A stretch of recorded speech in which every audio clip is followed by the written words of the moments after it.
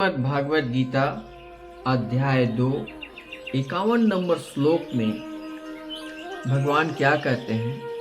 कर्मजं बुद्धि युक्ता हिं फलं त्वयक्त्वा मनीषिणा जन्म बंधन विनिर्मुक्तः पदं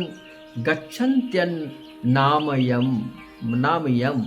अर्थात इस तरह भागवत भक्ति में लगे रहकर बड़े बड़े ऋषि मुनि अथवा भक्तगण अपने आप को भौतिक संसार में कर्म फलों से मुक्त कर लेते हैं।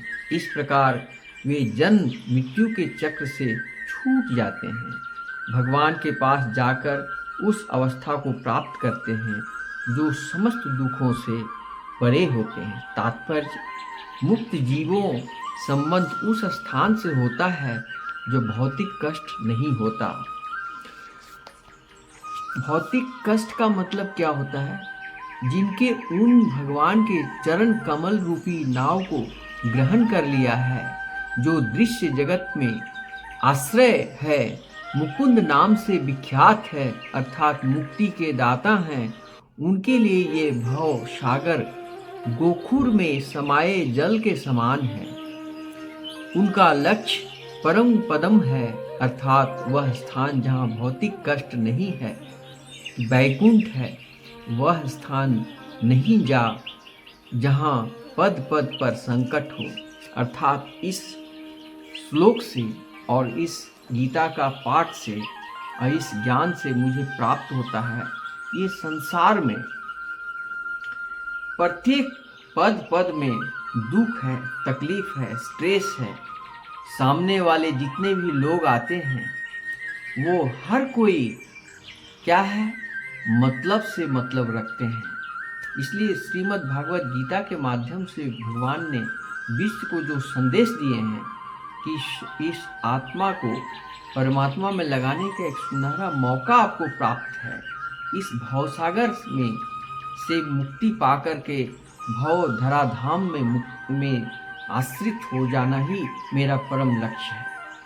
और ये भौतिकवादी संसार में कदम कदम पर दुख है, कदम कदम पर स्ट्रेस है, और जो लोग सामने हैं वो भी हमारा अपना नहीं है। जो मेरे अपने कहलाते हैं वो भी किसी न किसी मतलब तक ही अपने होते हैं।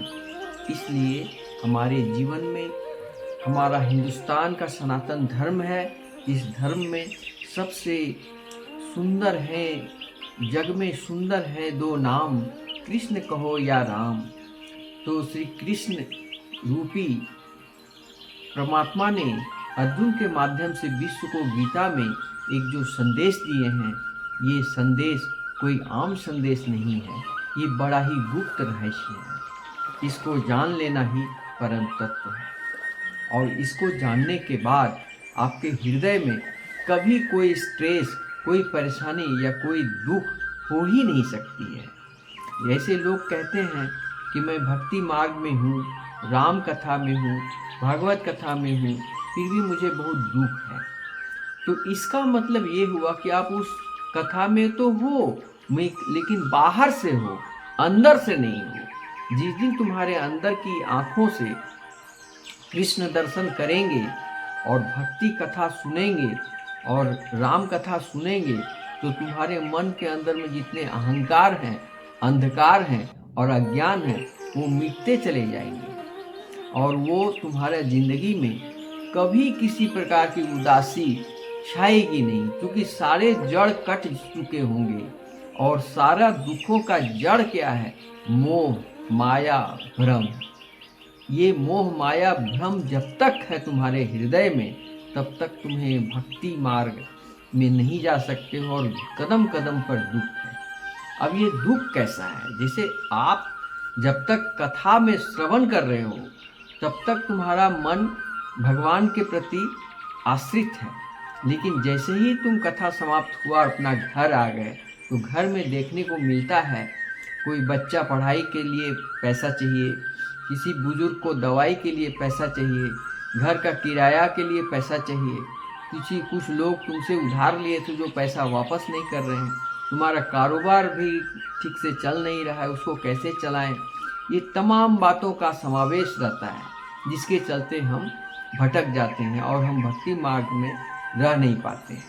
और हम इन घर के तो ये तो सब कुछ ठीक है, यहाँ तक तो सांसारिक जीवन परमात्मा कहते हैं कि एको घड़ी आधो में पुण्याद भी हमारा याद करो, अपना घर के सभी कार्य को करते हुए करो तो कोई दिक्कत नहीं है। लेकिन दुख में मत रहो। जब तुम अपने हृदय से सारे दुख को अर्पण कर दिया है, जो भी हमारा होगा वो परमात्मा के इच्छा से ही होगा।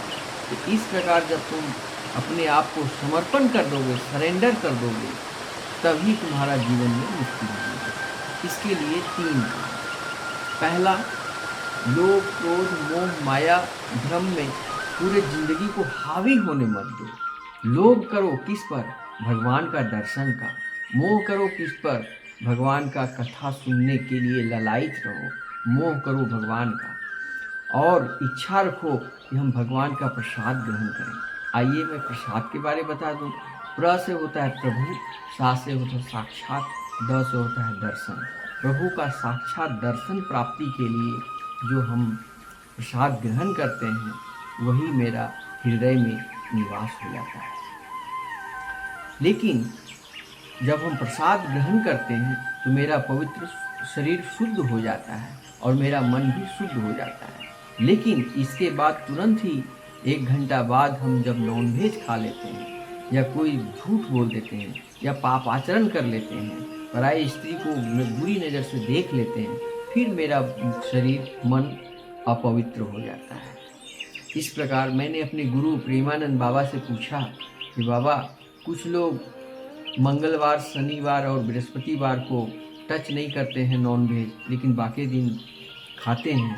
तो बाबा बोले इससे कोई लाभ नहीं है, आप गंगा स्नान करके नली में नहा लो, क्या फ़ायदा।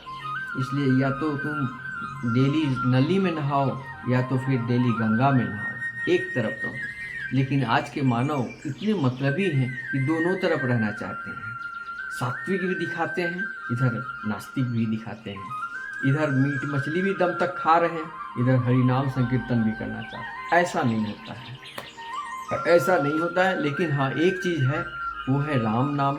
राम नाम आप हर स्थिति में, हर परिस्थिति में राम नाम आप ले सकते हैं। लेकिन अब यहाँ एक प्रश्न आता है कि राम नाम लेने में, राम कथा सुनने में, भागवत कथा सुनने में आपका मन नहीं लगता है।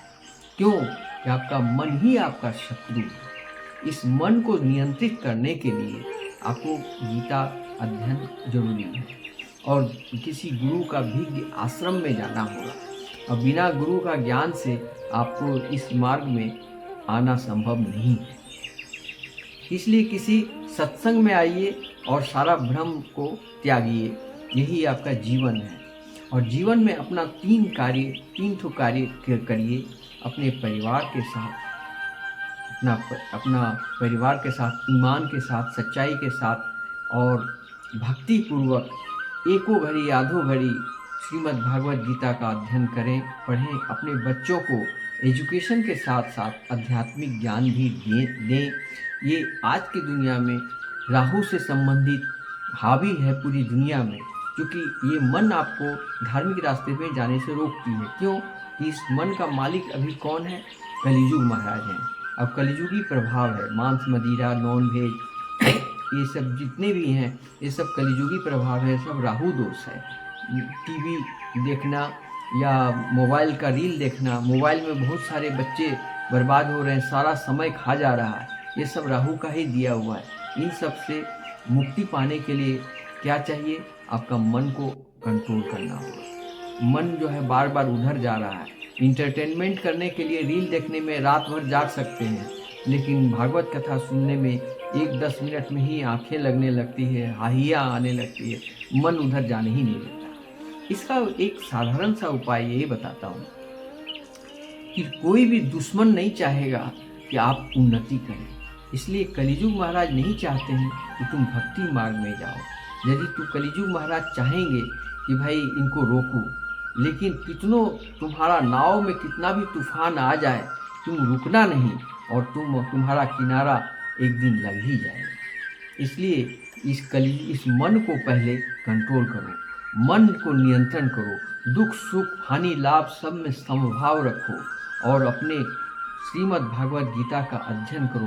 देखना तुम्हारा मन धीरे धीरे उन सारी चीज़ों से मुक्त होकर आध्यात्मिकता की ओर बढ़ने लगेगा और भौतिकता को त्यागने लगेगा। भौतिक और आध्यात्मिक ये दोनों का अन्योन्याश्रय संबंध है। जिस प्रकार आत्मा और शरीर का अन्योन्याश्रय संबंध है, आत्मा के बिना शरीर नहीं, शरीर के बिना आत्मा नहीं। तो इसलिए आत्मा अमर है, लेकिन ये शरीर नाशवान है। शरीर का परिवर्तन हो सकता है, इसको कोई रोक नहीं सकता है। ये वृद्धावस्था में जाएगा, चेहरे खराब होंगे, बीमारियां आएंगे जाएंगे, इस तरह इसको कोई रोक नहीं सकता है। इसको रोकने के लिए क्या करना है? अपनी आत्मा को शुद्ध करना है और भौतिकवादी भ्रम माया से दूर हटाकर भक्ति मार्ग में आना है। प्रेम से बोलो जय श्री कृष्णा, राधे राधे।